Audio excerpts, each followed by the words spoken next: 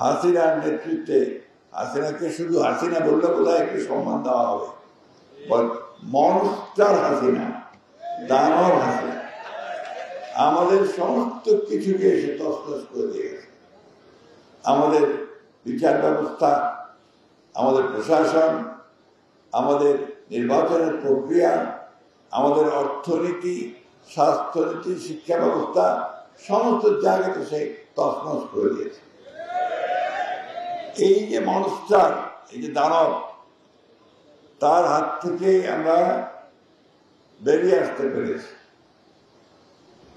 বিএনপির অবদান নিয়ে অনেকে অনেক কথা বিভিন্নভাবে বলার চেষ্টা করেছে, অথবা কিছু কিছু সংগঠন, কিছু কিছু মানুষ তারা এই আন্দোলনকে শুধু নিজেদের আন্দোলন বলে দাবি করেছে।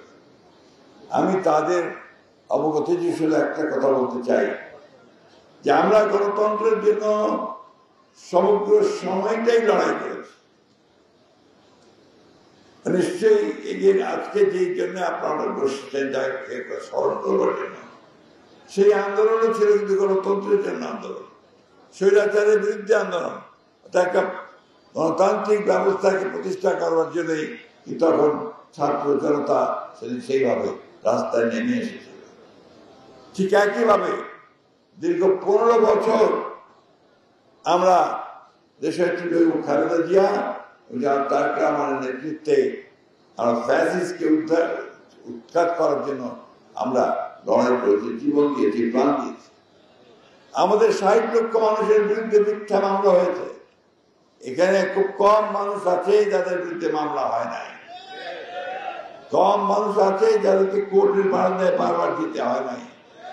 এখনো অনেকেই আছেন যাদের মামলা প্রত্যাহার হয় নাই, কি ঠিক কিনা? আমাদের প্রায় 20,000 নেতা কর্মীকে হত্যা করা হয়েছে। ইলিয়াস আলী সহ আমাদের 1700 নেতা কর্মীকে গুম করে দেওয়া হয়েছে। আজকে তাদের নাম উচ্চারিত হয় দুর্ভাগ্যজনক ভাবে খুব কম, অথচ তারাই ছিলেন সবচেয়ে বেশি ভিকটিম হয়েছিল। আজকে পত্র পত্রিকা দেখি অনেক ছবি ছাপা হয়, ইলিয়াস আলীর ছবি খুব কম ছাপা হয়। এটা দুর্ভাগ্যের। আমি মনে করবো যে আমাদের মিডিয়া এই বিষয়টাতে বস্তুনিষ্ঠ সাংবাদিকতা করবে। বন্ধুগণ, এই কথাগুলি বলছি এই জন্যে যে এত ত্যাগ স্বীকার পরে, এত রক্তপাত, এইবারই বোধহয় প্রথম শিশু, প্রায় 79 জন শিশুকে হত্যা করা হয়েছে, মহিলাকে হত্যা করা হয়েছে। আনবিলিভেবল একটা হত্যাকাণ্ড হয়েছে। সেই গণতন্ত্র সুযোগ সৃষ্টি হয়েছে একটা গণতান্ত্রিক ব্যবস্থায় ফিরে যাওয়া। এবং গণতান্ত্রিক ব্যবস্থায় ফিরে যাওয়ার একটাই মাত্র পথ, তা হচ্ছে একটা সুষ্ঠু, অবাধ, নিরপেক্ষ নির্বাচন, গ্রহণযোগ্য নির্বাচনের মধ্য দিয়ে, তাই না? নাকি বিকল্প কোনো পথ আছে? কয়েকজন মিলে কিছু আইন তৈরি করলাম আর গণতন্ত্র হয়ে গেল? হয় না।